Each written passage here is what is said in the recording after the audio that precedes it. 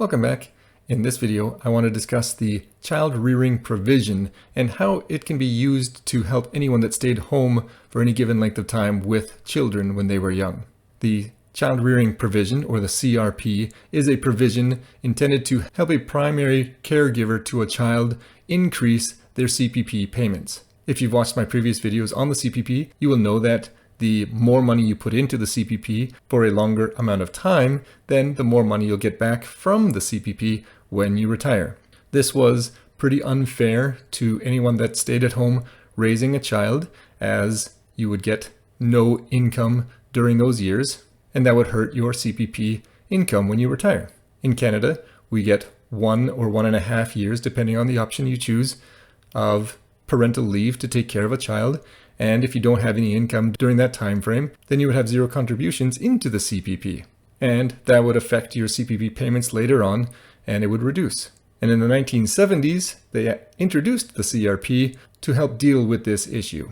Now, the CRP was originally known as the Child Rearing Dropout, or the CRDO, but in 2019, Canada made some pretty serious changes to the CPP, and they introduced the enhanced CPP, and so there were some changes to the child rearing dropout.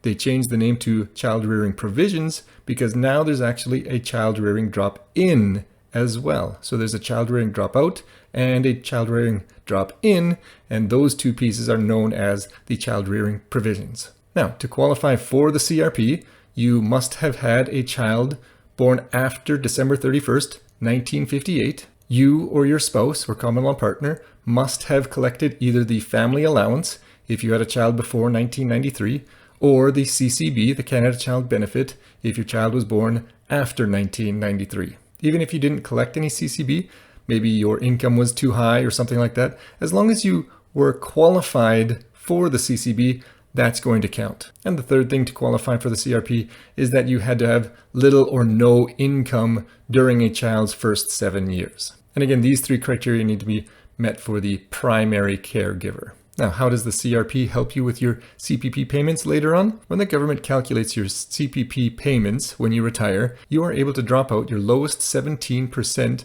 of your earning years. Your lowest 8 years don't count in your CPP calculations, which is really nice, and every Canadian gets this. But if you stayed at home for any length of time with your children who are under 7, then you get additional dropout years. So for instance, if you had a child in 2010 and you stayed at home with that child for 1 year and then went back to work, that 1 year where you earned little or no income gets dropped out as well on top of the other 8 years. And if you had another child, say in 2012, well, then you had the 1 year dropout in 2010 and the 1 year dropout in 2012. And that's 2 years that you get to drop out on top of the 8 other years. If you had a child in 2010 and did not go back to work and had a child in 2012, you could have up to 7 years after your youngest was born and count all of those years. So the 2 years from your first child plus the additional 7 years that you had for your second child. Your dropout years could be 7 years from the time your youngest was born. So for example, my wife stayed at home with our boys when they were born, and she decided not to go back to work. She stayed at home, and then we had our second child 2 years later, and she decided to stay at home until our eldest went to school. So in that time, she stayed at home for 5 years. She is able to now use those additional 5 years as dropout years and not have them calculated in the CPP calculations. So she gets the 8 years that everyone else gets dropped out, plus she gets the 5 years that she stayed home with our boys as an additional dropout. So she gets a total of 13 years that she's able to drop out on her CPP calculations. Now, I do keep saying dropout years when in actuality, the CPP calculations are based on months worked and months of contribution and months dropped out. So for instance, if you stayed at home for 2 years, 4 months, then you would have 28 months of dropout periods. Now there's an additional piece to that when the enhanced CPP came into play, and you'll see here on the spreadsheet the enhanced portion, and this is where the child rearing drop in comes into play. If you had a child born after 2019, the government puts this enhanced portion into consideration, and they actually use your previous 5 years of the enhanced portion to make your calculations. So if you had a child born in, say, 2024, then the previous 5 years here are going to be used for your calculations.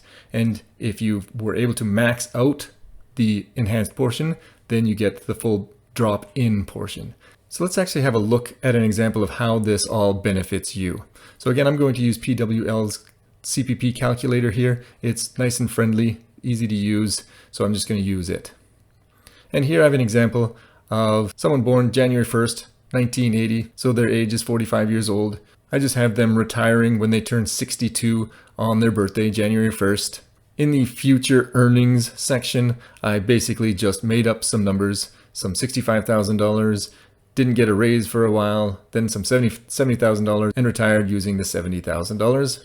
In the past income here, I again just made up some numbers. You can see there's some lower income years at the beginning. Maybe you're going to university here, some low paychecks because you're going to school as well. And then you can see here, maybe in 2002, you graduated and you started making some more money. But then you can see here in 2005, there's $0 worth of earnings, and that's because you had a child there. And you can see that this person stayed at home, but made a little bit of income, $10,000 per year for the next 2 years. Wanted to stay at home with the child, but worked part-time. And then in 2008, you can see, had another child, didn't work at all for a year, then did some part-time stuff, earned $10,000 for the next 3 years. And then in 2013, decided to go back to work full-time. And I just had that person making $40,000 and then getting slight raises near the end here. And if I didn't put in the child rearing provision here, you can see all the dropout periods that are on this spreadsheet. And you can see if that person was to choose CPP at 65 years old, then they would get $1,483 per month, or around $17,500-ish per year. Now let's enter some children. So let's say there's 2 children, one born on January 1st, 2005, and one born January 1st, 2008. I'm not very creative, so I'm just going to use January 1st babies all over the place. And you can see here that there is some additional dropouts. But the spreadsheet's actually not that accurate yet. There's actually only 5 dropout periods plus the child rearing dropout. And so what you have to do with this is go back into your past income and state that you want to drop those years out. So you can see here from 2005 to 2012, there's some 0 and low income earnings. So that $10,000 is less than the average that this person is using for the CPP calculations. So you can drop those out. So the best thing to do with this calculator is just enter 0. Just tell the spreadsheet to drop them out. So you can see I just made those low income years while they were at home with the children 0 to indicate I want those dropped out. Now there's some additional dropout periods, plus there is the child rearing dropout as well. And you can see here, again, now if you're taking it CPP at 65 years old, you're getting $1,616 per month, which is more than $19,000 per year. That's an increase of 9% per paycheck every single month that you're getting from the CPP because you took advantage of the CRP. You do not automatically get the CRP. You do have to apply for it.